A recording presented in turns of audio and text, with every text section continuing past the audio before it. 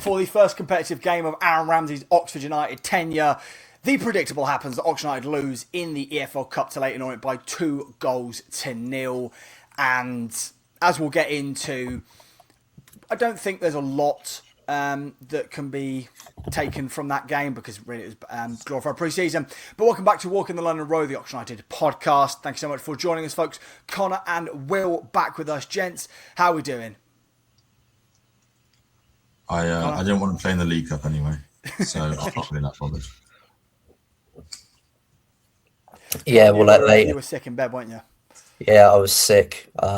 So glad that didn't go, but I still need to knock off Leyton Orient as an away day. So hopefully we'll have sorted ourselves out on and off the pitch by New Year's Day. Although that might be asking a bit too much. Yeah, we will certainly wait and see. Before we get too far into the podcast, folks, please remember to like, comment and subscribe. Give us a follow on Twitter and on Spotify, where the entire back catalogue of the podcast is there for your listening pleasure.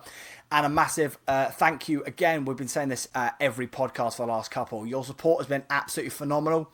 We are in touching distance of the 200 sub mark. We're absolutely destroying our view targets and our like targets. An absolutely astounding number of you that watch these pods are not subscribed, so we implore you, please do click that subscribe button to give us a support in the algorithm. Right, gentlemen, let's start with, I mentioned in the intro there that I think we all went into this Leyton Orient game thinking this is just an extension of pre-season. And I think we all had the same thought that really the best thing for Oxford's campaign would be to get out of this and every other cup competition for the remainder, so we can focus full focus on the league with the thin squad we've got, Con. I mean, I think it would have been nice to start off with a win, especially as we know what... Yeah. We have an idea of what kind of season that it's going to be, especially in the first half, and I think that might be needed for Aaron Ramsey's, for not only Aaron Ramsey's confidence, but supporters' confidence as well, because I feel like at the end of the game, a lot of confidence might have been drained from a fair section of the supporter fan base. But you're right, for the current situation and for, the current circumstances in which a playing squad finds itself in, getting knocked out of the tournament isn't necessarily a bad thing. However, also, when you listen on the radio today, that the Peterborough chairman was on the radio and he was saying about how much money that the club makes as a result, or that clubs in the EFL make as a result of getting through these rounds. Making money through cup competitions would kind of be nice right now to, pay off to make that money available that we can get out of this embargo. Yeah. Well, like we said, this was basically an extension of pre-season. From what you saw, was there, because at the same time, like Connor says, first competitive game, it's always nice to get off to a blistering start. But we're not the only club in the league that lost. Obviously, MK got tonked by what seemed like a rampant Norwich side. So I think going to that first game, we'll very much see who was more bruised by their cup exit. Yeah, I mean, nobody likes to start the season with a defeat, but frankly, we've got bigger fish to fry at the football club. Yeah. So I don't think anybody's really mourning the loss of our League Cup potential run that we could have had. I just sort of agree with Connor, really. The biggest, I think, blow is to fan morale. Thankfully, nobody's losing their heads, as I'm sure you guys would agree, at this defeat. But I think, whilst it would have been good to start with a win, it's like our squad is so thin that it doesn't really matter. So I think we could just sort of put it to one side and just focus on the league, because that is the priority this season. So looking at the 11 that Aaron Ramsey deployed for his first competitive game, it was pretty much the 11 we're expecting to see for the majority of the campaign. Jamie Cummings starting in goal, Brodie Spencer and Jack Curry as the fullbacks, Sam Long and Kieran Brown in the centre of the defence, James McDonnell and Cameron Brannigan as the two sixes in the 4-2-3-1, Tyler Goodrum at 10, Sariki Dembele on the left-hand side, Dembele and Emakhu on the right, and Mark Harris up top. Based on our conversation last week, Con, I was a bit surprised that Gatton O'Donkor didn't get a go from the start. So did I. I was pretty surprised he didn't get going to start after how he's been performing in pre-season. And then Mark Harris at the end of the game, he got I think that he got a fair amount of criticism, let's say, for his performances, and I think that a fair amount of fans have just thrown their hands up and have said, well, he's not scoring, he's not going to score the goals that we need to this season, and we have Gatlin O'Donker. But I think that was pretty unfair criticism. Yeah, it's that's I had a conversation with a couple of people on the terraces on Saturday that, looking at the 2 seasons we spent in the Championship, a lot of the criticism Sparky got was because we had so few chances, and it made each of those kind of key misses, whether it be Bristol, there were ones against Watford. You could go through countless games throughout our 2 years back in the Championship where Mark Harris was criticised for not putting the ball in the back of the net. But when he's feeding off scraps, we said it several times in that first campaign that, it's essentially in the graveyard shift. It's one unfortunate bounce, Will, and you're getting massively criticised for maybe a ball being put into from your wide man that wasn't perfect. Yeah, I think people are sort of still a little bit hungover from the Championship, and we're so used to sort of berating Mark Harris for why did he miss that? But let's be honest, like, he's going to get more opportunities in League One. Like, he will get more service. We hope, at least. He's going to get more service in this division. He did underperform in the Championship, but I don't think it's going to be to the same extent this season. But like I said, I think people need to put this game into perspective. Like I said, the club's got bigger fish to fry. The fact they're out of the League Cup isn't really of that much significance this season, and the fact that our main striker had a slightly poor game in this instant, again, isn't really significant. I think just put it to one side and just look at the season going forward. Yeah. Now that's not to say. Go on. I was just going to say one thing about the squad I'd like to bring up is that you can talk about the starting 11. Look at the bench. Have you seen how thin that bench is? A 37-year-old goalkeeper and 2 youth players. So I think maybe puts into perspective of the kind of situation that we're in. Yeah, that's obviously not to say, Con, that we're happy about losing this game of football and not saying it was a good performance and we were just beaten by a better side, because it was a poor one. We only had 3 attempts in that first half, Kieran Brown's header being the only one on target. We had lesser of the ball, 77% pass completion rate, which, we've mentioned a couple of times already, yes, could be seen as a glorified pre-season friendly, but at this point in pre-season, I'd be expecting the players to be a bit sharper and completing more of the ball. And it didn't get much better in that second half. Again, just 3 shots, 1 on target, 72% pass completion rate. There are definitely some serious work Aaron Ramsey needs to do this week going into the game against MK. Yeah, I thought that overall it wasn't a particularly great game. I didn't think either particular side they offered really anything until about 80 minutes, and when the subs came on and our real lack of depth showed. But again, I don't want to... Again, you alluded to at the start that it was a glorified pre-season friendly, and I think that it seemed like that atmosphere kind of permeated not only in the stands but also on the pitch as well. So until we're into a prop where there's, all right, there was something on the line, a place in the next round, but where there's, where there generally is something on the line in terms of 3 points and it's in front of your home fans, and we're a few games into the season, don't think that we can get totally worried yet. If we get 5 games in and we've only picked up 1 point, I think that's when we start to get a little bit panicky as to whether the players are actually taking on board what Aaron Ramsey's doing. I thought there was parts in that game and there were instances where you could see what Ramsey was trying to do, and some of it came to the detriment of the team, but you can definitely see that was the first time that I've seen Aaron Ramsey's team play. You can definitely see that there were some bright sparks in what he's trying to do.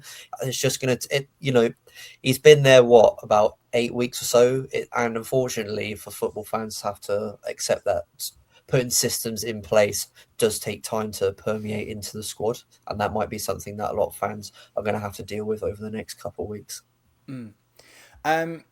Let's quickly touch on...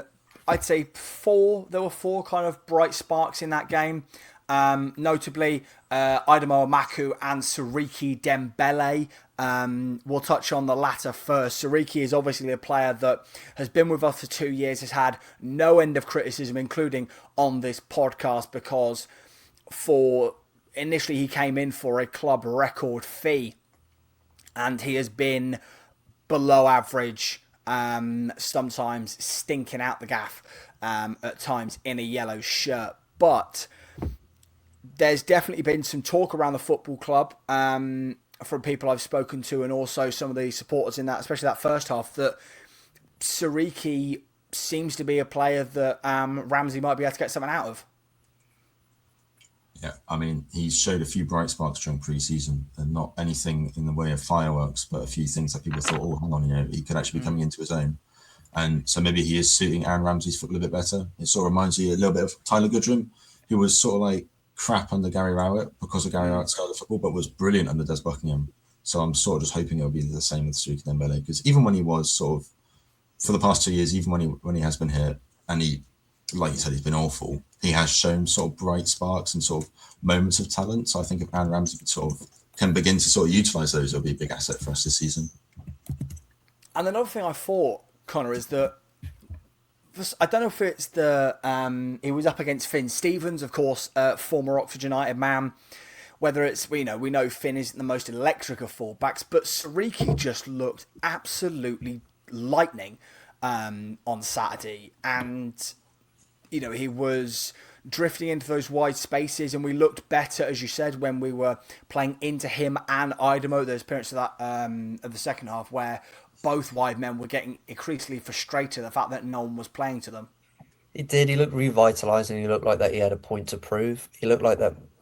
It didn't look like that maybe he was trying to prove that he was too good for League One, but maybe that he was trying to prove to Aaron Ramsey that, after, as you said, after being isolated, especially for a lot of time under Matt Bloomfield's tenure, that, he's came here with a price tag and with a reputation, and he wants to display that. And I don't think there's any greater opportunity for him to do that than potentially in League One, where he, I think that Siriki Dembele is in that weird space where he might be, top end for League One, but just not like quite good enough for the Championship, as in he's got that little bit in between.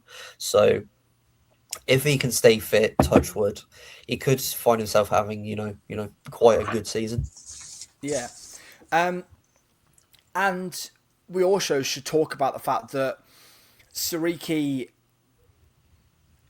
one of the things that constantly irritated me about Siriki in the Championship is that he would hit the byline, stop, allow the opposition to get into their shape, and then look to play the ball. Now, he still did do that against Leyton Orient, but there appeared to be more often than not, when he was fed the ball by Jack Curry out on the left-hand side, he would very quickly cut inside, look to play a pass, or have a shot. And that kind of dynamism, is probably something that's going to, against fullbacks who may be from the newly promoted sides, or we'll say more senior players in this division, he's going to be a real handful. Yeah, I mean, like I said, he did show bright spots during the Championship, but it was like the caliber of players he was up against was just almost too much for him. Whereas in League One, he would sort of come into his own. And also another thing that was very frustrating about him the last 2 seasons was his decision making. Not just what you said, sort of stopping on the byline, but also like he'd take 20 touches too many, go down, try and win a foul, and we'd lose the ball, and then we'd be screwed. Whereas sort of now, if his decision making is becoming a bit better, if he's playing the ball more, if he's having shots, it could be a real asset for us. And that, so it's clear that the talent is there, like the footballing ability is there, just like his decision making isn't, but that's something that can only get better with time, and maybe something that Aaron Ramsey can help him with. Yeah. Let's just quickly touch on Leyton Emakhu, because he's another player that showed glimpses in this game. Connor, obviously Siriki and Idemo, both players that prefer to play out on the left-hand side, but due to current situations we'll talk about in a minute, one of them is going to have to operate most likely on the right-hand side. And I thought Idemo again looked quite good, had 2 decent efforts which forced Nathan Baxter to make 2 pretty good saves in the Orient goal. And again, Millwall fans said it to us when he signed that he's probably like a top-end League One player at the minute. Yeah, I thought he was good. I thought he showed encouraging signs, quote Jason Cundy, encouraging signs. But yeah, I think that he'll be an exciting watch in League One, and I'm thoroughly excited to watch him. I mean, you're right. Millwall fans did say that that's probably more like where his level is at, and if he wants to progress his career, he's more likely going to have a good season. At a League One level club. But yeah, if he pulls out another performance like that against MK Dons, I think that we have the ticket to be, quite excited about what he can do. There were a couple of games last season, off the top of my head, particularly, I think more against Watford, where he just showed like what he can do and that he shone, and against Sheffield Wednesday as well. You know, he was he was he was electric on the day with some of the stuff that he was managing to do with the ball at his feet. So if he can continue to do that, happy days. It was also probably the only good thing against Wrexham when they came to the Castad. The other two bright sparks I want to point out, Jack Curry having a pretty good game against obviously one of his former clubs. You can tell that Jack Curry is a championship level left back playing at League One level now. That lad's, it's as things stand, all interest in Jack Curry has chilled. We've not heard anything about it, and from our point of view, as things stand, Will, that can only be a good thing. Yeah, we need him, and we can't afford to lose another player because he is such good quality. But if we do get rid of him, I just hope we get a massive, massive paycheck for him so I can get ourselves out of this hole. But honestly, at this point, I would rather, even if somebody offered 10 million for him, I'd rather keep him because he's going to be so important. Not even forget the whole season. Forget the whole season. Just for the first half of the season. Like, yes, we have other players who can slip into his position, but like he's so technically gifted. And I think like everyone before this transfer embargo, I know we're going to do predictions later. Everyone said that the aim was obviously to go straight back up. He's going to be the player to help with that. If the aim is even just to stay in the top half of the table, he's going to be crucial to that. So I don't think we can let him go. Yeah. Connor, the other player I thought had an okay performance was James McDonnell. We spoke about last week that this is a player that when we brought him in, we were all comparing him to Alex Gorin, and I thought Saturday was another example of this, a lad that's getting better with the ball at his feet. Some of his off-the-ball work was pretty good. There probably needs to be a bit of a tactical switch up because I don't think he and Brannigan can play right next to each other. I think there needs to be a bit more of a staggered midfield because I think what that does is it puts a cap on Brannigan's ability to do what he does best. But talk to us about James McDonnell. Yeah, I thought that again. He showed bright sparks. I wasn't a particular fan, if I'm honest, as you say, of them two playing so close together and interchanging roles, especially dropping back into the six. I'd like the idea more of McDonnell staying back and allowing Brannigan to go forward and do what he does best. But yeah, all I would be doing, Sam, is just repeating what I said last week, in that we brought him in on a hefty price tag. Mansfield and Nottingham Forest fans have no idea where he came to us. I think that he's a coup for what we brought him in for. I think he's a top 6 League One player. And he shows shades of what Alex Gorin was, and maybe finally we've replaced him, especially with someone who might potentially be a saleable asset in the next couple of years. So again, another young player that we've brought in that we're excited to watch in League One. Another one like Idemo that's probably at the minute a top end League One player that has obviously the ability and potential to be a championship, maybe even higher. That's why he was so highly rated at Nottingham Forest. Let's talk about the rest of the game, just kind of cap things off.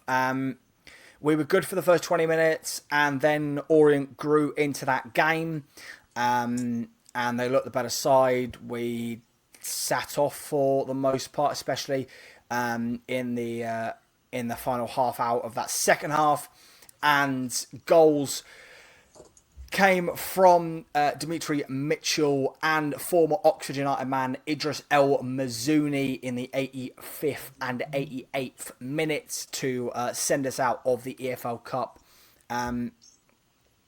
Question marks, I think, over both goals. Both are preventable, and I've got no doubt that Ramsey will have sat the players down this morning and gone through each play that led up to those goals in forensic detail. So 2 goals, yeah. First one, Leyton Orient, he got caught. I don't understand.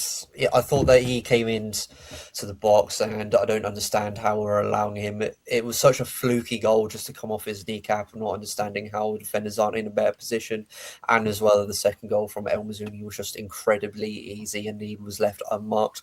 I'm not sure whether I'm going to put it down to the fact that Leyton Orient, they had greater depth and they were able to bring on players of this quality. And then also when you mix in the fact that at the time we had quite a young bench, quite a young squad that was on there. However, that doesn't excuse for the fact that at the time the back line consisted of Curry, Long, Brown, and Spencer. But this might well be a pattern that we see throughout, especially throughout the first 3 months of the season, in that we might be competitive for the first 75, 80 minutes. And then when those subs come on, that this might be exactly what we see, that we're going to be under the cosh for the next 10, 15, 20 minutes. Yeah. Well, you mentioned earlier about about what the bench is looking like, just going over it. Obviously, we brought on Gatland Donker, Aidan Elliott-Wheeler, Louis Sibley, Peter Kioso, and Leo Snowden. Kioso and Sibley obviously had loans in League One last campaign. The other three are youth players. And as you mentioned, the unused subs were Simon Eastwood, James Golding, Mikhail Helik, and Harrison Bradney.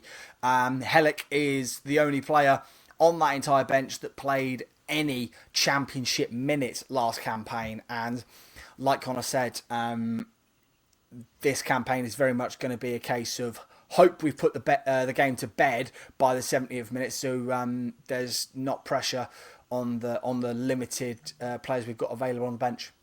Yeah, like the last 10 minutes of any football game, particularly an Oxford football game, is worrying enough. And then you add into the fact that we have no depth to bring on to sort of shore up our defence.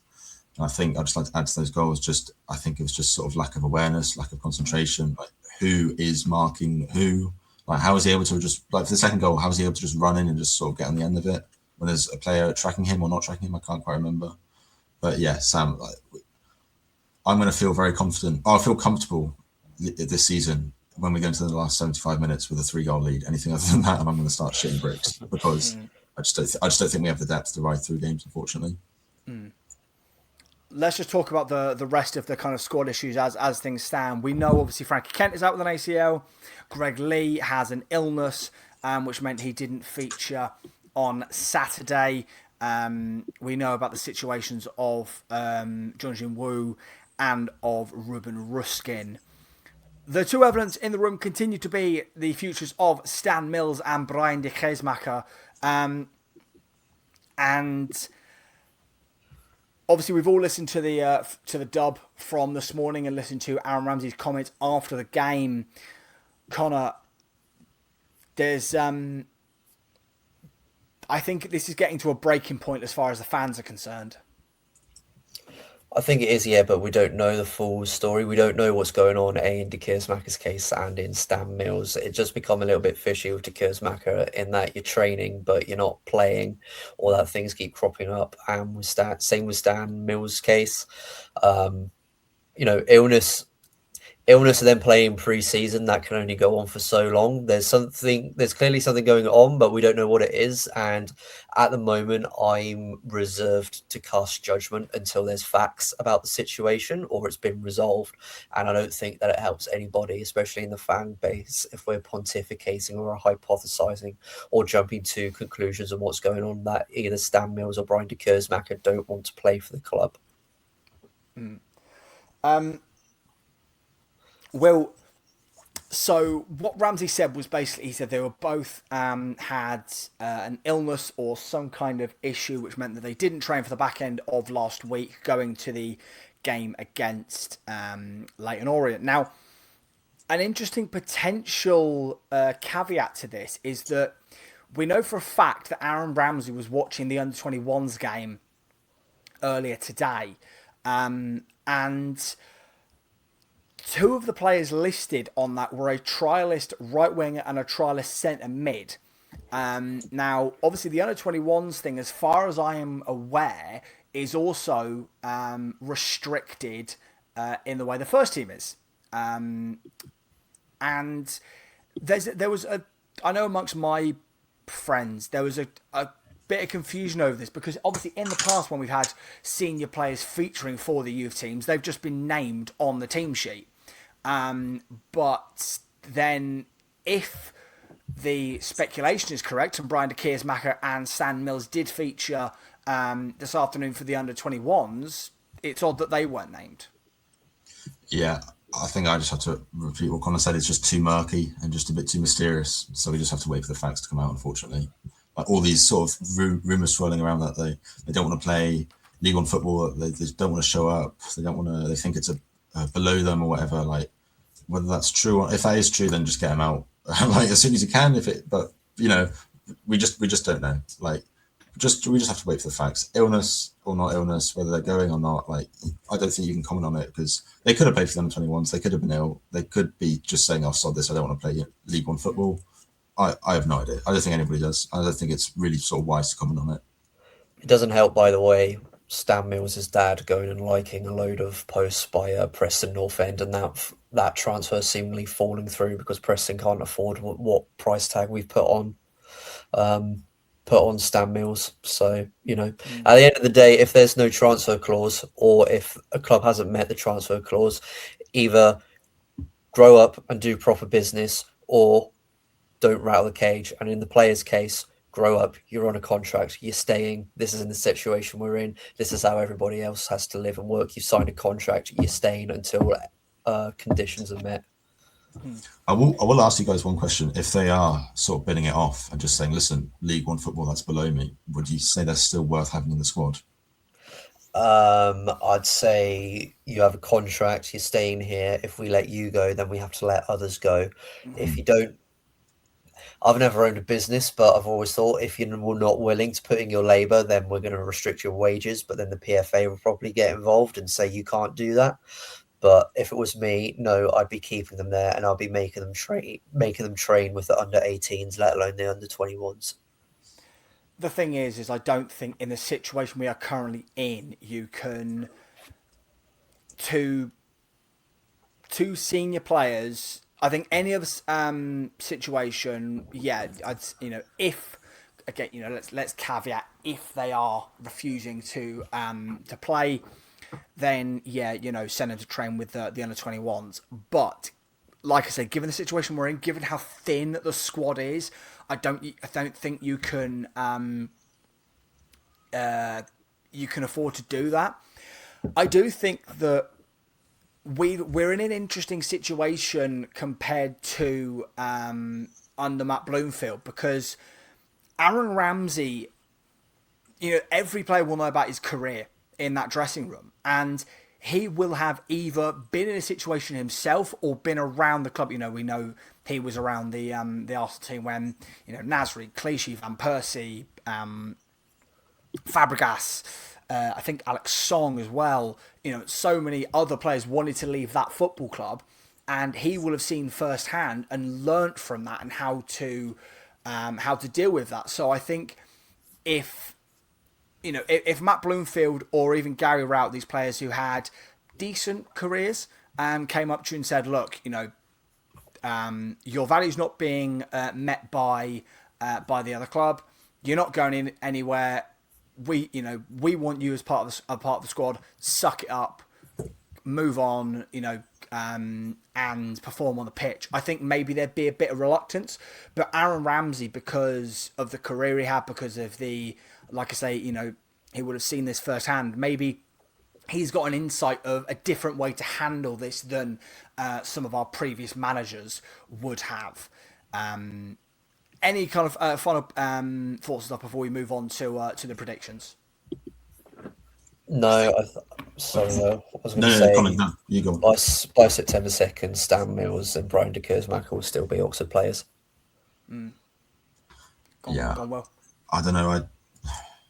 Part of me I'm inclined to think, well, if you really just can't be bothered to put in the effort in, then just piss off. But we are in the situation that we're in, so maybe we probably can't really take that sort of a high ground. So, And I will say that I know a couple of people were speaking to Danny Mills in the Orient away end, and there was. He was certainly backing up the story that Stan had an illness, but as you said, Con, a father's going to do that, especially if it means that his son gets the move he wants. So, before we move on to our revised predictions, let's very, very, very quickly touch on the away kit that was unveiled the day after we put out the last podcast. So, it's a white away shirt. Obviously, we had one in 24-25 and in 22-23.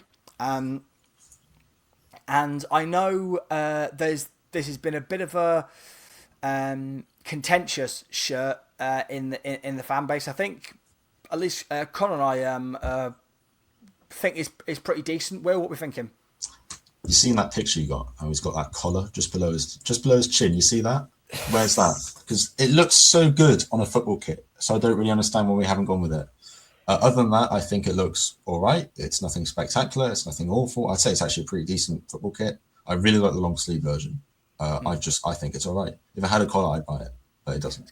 Let's bring up the short sleeve version as well. The only thing about it is there's two things. Number one, obviously, since the club have started offering long sleeve versions, the cuffs don't continue down to the bottom of the long sleeve, which is just weird for me. I don't understand why they've not done that. And the other thing, so this shout out to my mate Luke, who pointed out that, and now I can't unsee this, it looks like a pajama top, especially the long sleeve version. You just ruined it. Thank you. I will say it just looks like a pajama top. I can't unsee that now. Yeah, I can't see it now either. Thank you very much. The previous white away kit, 24-25, that was a bit better. This one ain't awful. It's just all right. Do you know what I mean? It'll do. I'll get it, but I probably won't get it until the end of season sales. Do you know what I mean? Like a dark blue collar would just look amazing on that. I don't understand what they're doing. But anyway. I've got a feeling based on the leaks, Will is going to be a big fan of the rumoured third shirt. Which, by the way, we had this, a couple of mates and I were having this discussion going into Leyton Orient that it is a bit weird that clubs are now releasing, like clubs up and down the EFL are releasing third shirts when for the most part they're not needed. Like if you look at last season's third shirt, I think it was only worn 4 times. It is a bit of an odd one. They've gone from fucking beautiful last season's one. Yeah. But they've gone from needed for European games and then more audacious kit clashes to they are now 100% a money spinner, because I don't think we're going to be wearing the third shirt that many times this season. Right. So we obviously we did our 2 early predictions at the end of 25-26. We're now going to go on to our revised predictions. Now, like I mentioned a couple of weeks ago, we're also going to do our final predictions after the summer window has closed, and we're also going to do updated on like some of the individual predictions at Oxford United. But we've had a couple of weeks of the transfer window, so let's see how much we have had changes. We're going to start. We went from bottom to top last time. This time we'll go from top to bottom. So, gentlemen, I've got a feeling that all the choices will have maybe for the most part stay the same. We'll go with the title winners and second placed side. Mine has changed from Oxford United and Leicester City to Leicester City and Sheffield Wednesday. Connor? Mine have changed from Luton and Oxford to Leicester as champions and then Luton in second. Mm-hmm. Mine has changed from Leicester top, Luton second to... Mine has changed from Leicester top, Plymouth second to Leicester top, Luton second. Okay. So you've both got Luton up amongst it. Let's very quickly touch on the Leicester thing, because obviously, when we did the 2 early predictions, you thought that they'd be in absolute financial hell. And there is still, a lingering issue over the club, but they've just gone, sod it, let's sign some absolutely ridiculous free transfers and loans, haven't they? They have, yeah, and they've still got a very good core squad. And I think that Russell Martin's come back in he's coming to drop down into League One with a point to prove, probably thinking that you could get Leicester into the Premier League in 3 years. And whatever way you look at it, like that squad, the players they brought in, they've basically brought in Ipswich 2022-23 as well. But yeah, and you look at the behemoth of that club as well, like one of the biggest clubs in recent years, and I'll probably even include Sheffield Wednesday in that. And I say that because Leicester getting to quarterfinals, semi-finals of Europe, winning the Premier League. You just think that they probably have internally, they're probably looking at Birmingham's records points total a couple of years ago, and they think that is achievable. Yeah. You've also both got Luton in second. What's particularly shone in Luton's transfer business? Well, I don't know. They just sort of had a decent window. I can't really pinpoint specifics. I just also think that they're not a massive club, but they're a decently big club. Obviously, they're recently in the Premier League. They're used to life in the Championship. I just think this is their season to go back up. Mm-hmm. They had a good end of the season. It's mostly based on vibes for me. I'm sorry, man. They had a good end of the season under Jack Wilshere. I think he's got them playing a style that they can all buy into. There was a really good vibes going into the end of the season. They were a playoff chasing team. They had promotion winning form, and some of the signings that they've been making this season in the off season have been very, very eye catching. And they are also still like Leicester. They're a parachute payment team, so they've been able to spend the money in the grass that they can. And I just think that it's coming together for Jack Wilshere, really. Yeah. And the whole club seems to be buying into, what he's doing. I just want to touch on... in fact, we'll touch on Sheffield Wednesday in a minute. Will, why don't you walk us through your playoff teams? So my playoff teams are Plymouth Argyle, and I think they're going to finish third. As much as it pains me to say it's Reading. Last time I was confused between Bradford or Stockport. I'm going to go with Bradford. Yeah. And then last time again, I was confused with Wednesday and Oxford, and I'm going to go with Sheffield Wednesday. Okay. Connor? I've gone Bradford third, Plymouth fourth, MK Dons fifth, Sheffield Wednesday sixth. Okay. So I've gone Luton Town third, MK fourth, Plymouth Argyle in fifth and sixth. I was struggling, but I ended up going with Bradford. So let's talk about Sheffield Wednesday, because obviously they're the other side like us that came down from the champ. Obviously new owners, and they have been absolutely ridiculous in this transfer window. Just to rattle off some of the players they brought in: Ricardo Santos, Callum Slattery. They brought in Louis Barry, Billy Mitchell, Nathan Burrows. Barry Bannon has obviously returned to the football club. Obviously, they've had a squad to kind of rebuild, but some of the players they brought in are absolutely ridiculous. Yeah, they've brought in mental players. There's a lot of what could easily be championship players that are in that squad. The only reason I didn't put them in the top two, and I just about put them in the top six, is because of their manager. I'm still not sold on their manager. I think they'd get the top six in spite of their manager. Yeah, it might even be a case that they have, they get to end of September, start of October, and they haven't really started as well as they would do, and he might come under a bit of pressure, and then they bring a new manager in. This is what I'm trying to hypothesize and what I'm trying to think of, like a few experts and pundits did for us, and they've put them in some, questionable positions. I'm trying to hypothesize and think about what's potentially going to come down the road. Yeah. Just looking at some of the other sides. So, obviously, a massive change in my predictions. I had MK getting relegated when we did this back in May, and I've got them now in the playoffs. I will just say, the money, we knew MK were going to throw cash around, but some of the additions they've made, obviously we know about the fact that Winter was meant to come to us and they've benefited off of that. But I think it's a Kuwaiti consortium that now owns them.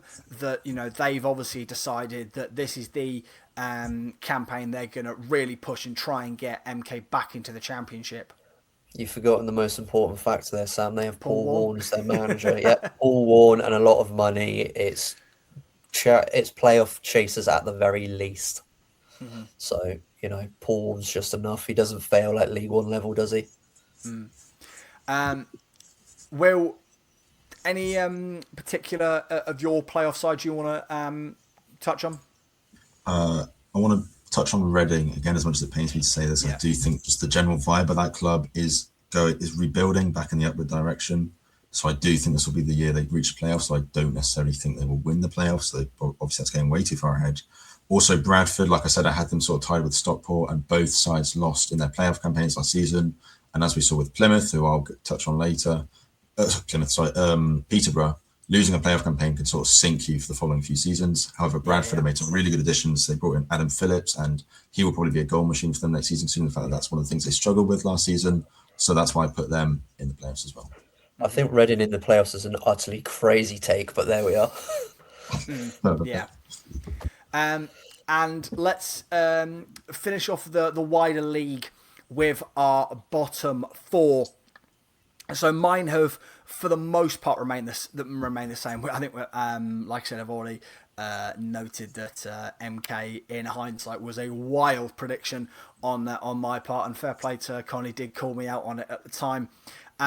So my bottom four, I've got Stevenage, Wigan, Doncaster, and where is the other one? Oh, I just lost it. Burton, Stevenage, Wigan, and Doncaster. That was it. Yeah. A lot of my stances kind of remain the same on like Stevenage's situation, on Burton and Doncaster. I think I think Will and I have on a lot of the same page that a lot of this is just kind of vibes and what it's feeling, but he did kind of talk me around with the Wigan inclusion. Com? I've gone. Oh, you want my bottom four? Yeah, bottom four. Okay, so I've gone Peterborough, Notts County, Burton, Wimbledon. Ooh, okay. So there's some surprises in there. Oh yeah. Who's surprised you? Notts County and Peterborough. Okay, so Notts County, I think that if you come up via the playoffs in League Two, when you have that amount of opportunities to get automatically promoted, especially when you finish, what do they finish? 5th or 6th around that region? It just really struggles me, and I'm not a huge fan of the manager anyway. I don't think that Patterson's he's really got the muscle for League One. He was at Burton, he did an okay job, but yeah, I'm just not really seeing it with Notts County. And then also in terms of Peterborough, they haven't signed. They've been able to sign people. They haven't signed anybody in a month. It doesn't look like that they're going to sign anybody. Their squad doesn't look up to it. If you compare our first team 11 compared to theirs, I think that ours is better, and I'm using that as a measure because we can't bring anybody in. Mm-hmm. The owner says that he wants to spend the cash, and they're looking to spend the cash, and they've got deals in the pipeline, but nothing seems to be coming off. And I'm just wondering if, the consequences of us beating them a few years ago, like the real chickens, are still need to come home to roost, as in they get relegated down to League Two. I'm just not feeling it from Peterborough this year at all. The vibes haven't been that great this pre-season. Well, we will certainly wait and see. I know there has been discourse from EFL experts, like you say, that Peterborough might be in a lot of trouble. Will, your bottom four? Peterborough, no surprise there. AFC, Wimbledon, Wigan, and Barnsley. Bit of a road shot. I do think Barnsley. I don't know what their transfer winner has been, by the way, because everybody's ranked differently, but I do still think Barnsley. They're probably going to get promotion now that I've said that, but that's just what I think. Again, I think, like I said last time, Wigan, they're that football club is sick, and I think maybe relegation would actually do it a favour to sort of hit rock bottom and then bounce back up. I mean, just look at the stadium for their football games. Like I said on the last time, you know, they're barely drawing in any fans. They're filling 45% of their ground if they're lucky. They're hovering mid-table. I just think they're on their way out, and I think that might be quite beneficial for them. Peterborough, we've already touched on. Wimbledon, I'm not really impressed by, and they did lose to Wealdstone in a pre-season friendly.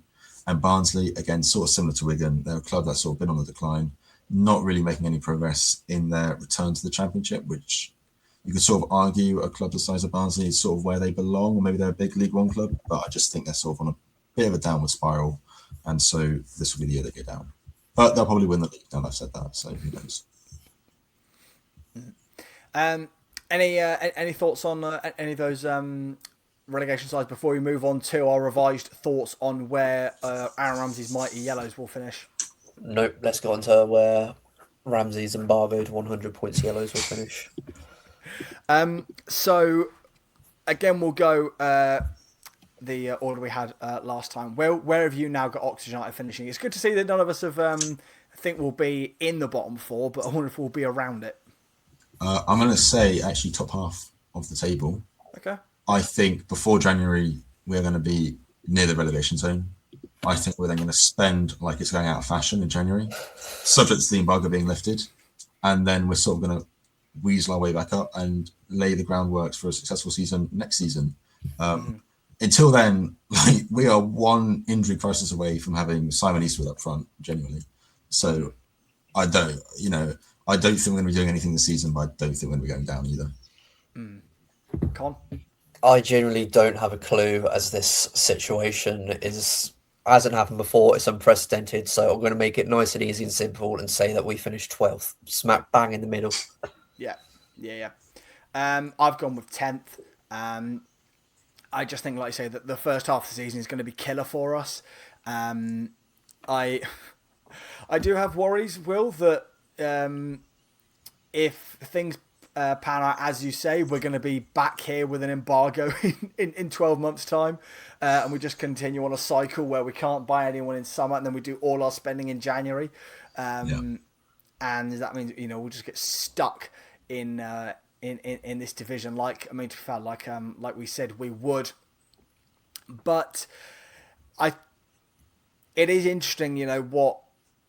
The old saying is a year is a long time in football. It's interesting what 2 months does in football, because a couple of additions and some sides have rocketed up the division, an embargo, and we've gone from, I think, Will, you the only one out of the three of us last time that didn't have Oxford in the top six. No, I had us at sixth. No. Hang on, I had us in the last. No, hang on, sorry. I had us at sixth. Yes, the last playoff spot. Because I think people were underestimating League One. It is a brutal division to get out of. I think for the first 3 months of the window, it's not 3 months of the window. First 3 months of the season, I don't think that it's Aaron Ramsey. That's going to have to prepare for it.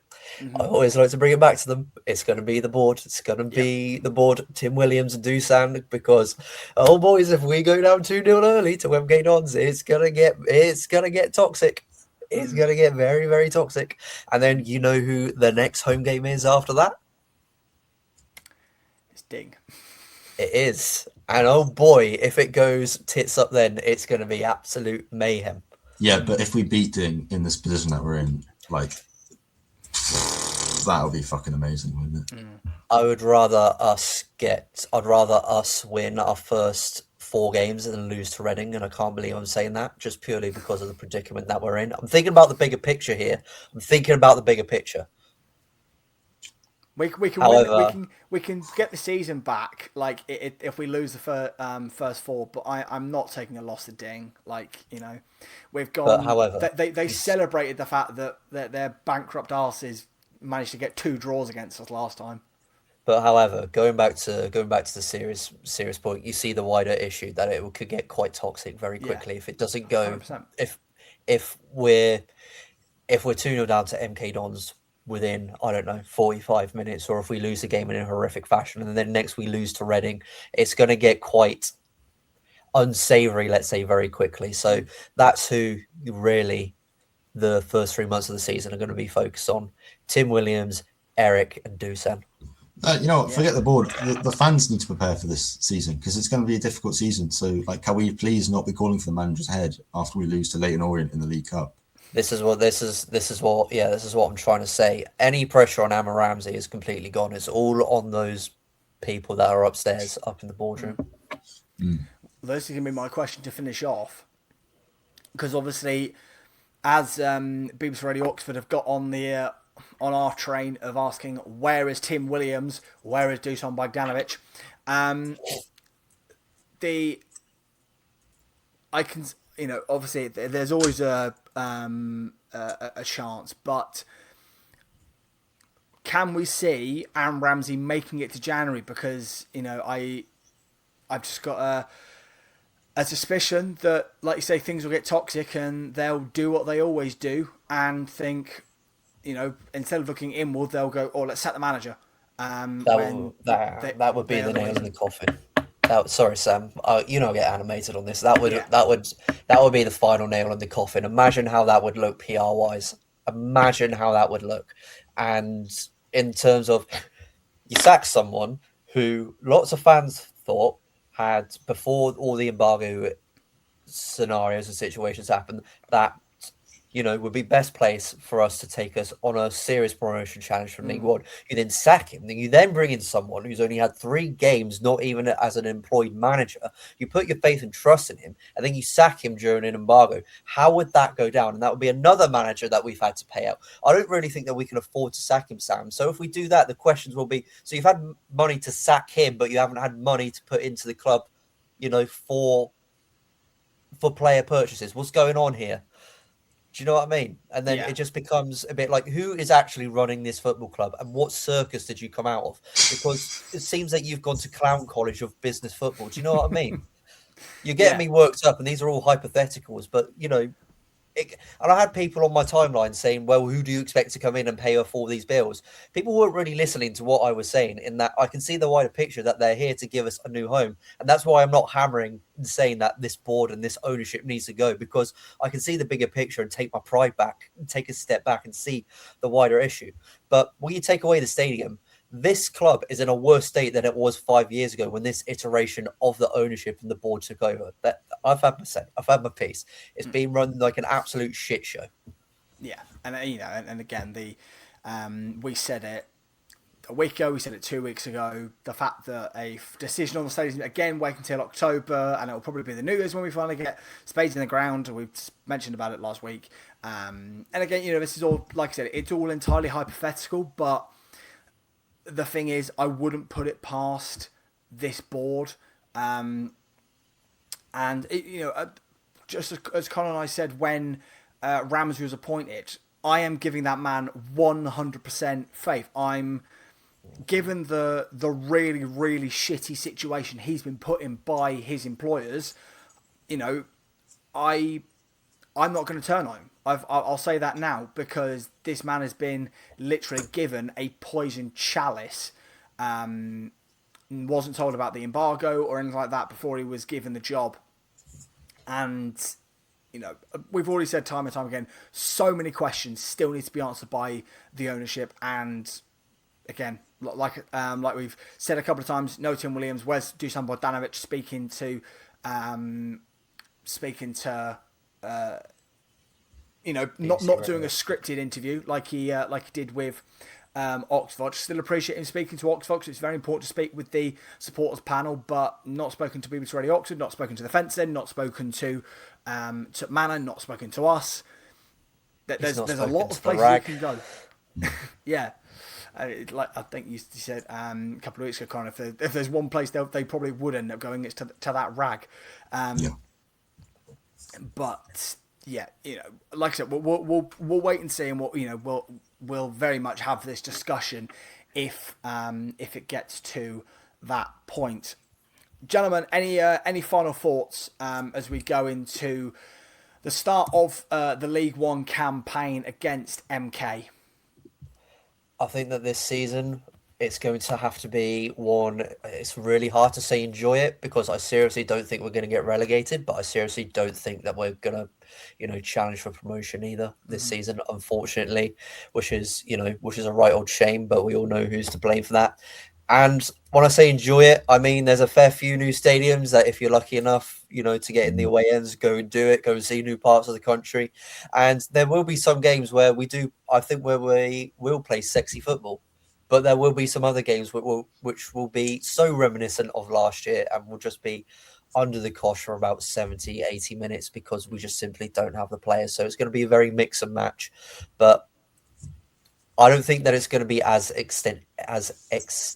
what's the word? You know the word that I'm trying to say. It's going to be existential, as some are fearing, or that some pundits have put us down into. But it's just going to be a season where get to January, February, we've got a magic 60 points or whatever it is in League One, and we'll be fine. We'll have to look for next year. Yeah. Well, I'd just like to say, this is a bit of a weird point, but around maybe 30 years ago, or 28, 29 years ago, when we were building the Kassam, it was a really dark period for the club, and we were slipping down in the divisions, and we had ownership problems galore. And then we had the shit show with the stadium, and then we slipped down into non-league. So this is the worst possible period. So this is the worst possible time for us to be having embargoes, for us to be having like all these squad issues, financial issues, whatever. I don't think it'll be like a rerun of what happened 30 years ago, but I will say that like however the season goes, there are bigger fish to fry for the football club, and there are sort of bigger objectives to attain, such as like a permanent home to get.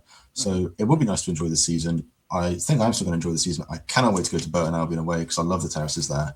But other than that, I just as long as we stay in this division and as long as we sort of get ourselves a proper grounding, then we can then build to get ourselves a permanent home to then get ourselves back into the Championship in the future. Yeah, 100%. That's a very great sentiment to finish on. Folks, thank you so much for watching another episode of Walking the London Road. As we mentioned at the start, please remember to like, comment and subscribe on YouTube. Follow the podcast on Spotify and rate us. Leave us your comments in the sections below. Your support continues to be absolutely sensational. And like I say, we're hoping by the end of the transfer window to reach that 200 sub mark on YouTube. And that would be very, very much appreciated. We're hoping to continue to grow the podcast to be able to bring you even more interviews like we did at the start of the window. We've said it a couple of times over the short history of this podcast. We love talking about the football club that both tortures and elates all of us. And I know we've said it in private a couple of times that it's truly astonishing that for a club of our relative size, there is so much to absorb content-wise, and we very much appreciate that we are one of the podcasts you have chosen. Thanks so much, and we'll see you next week.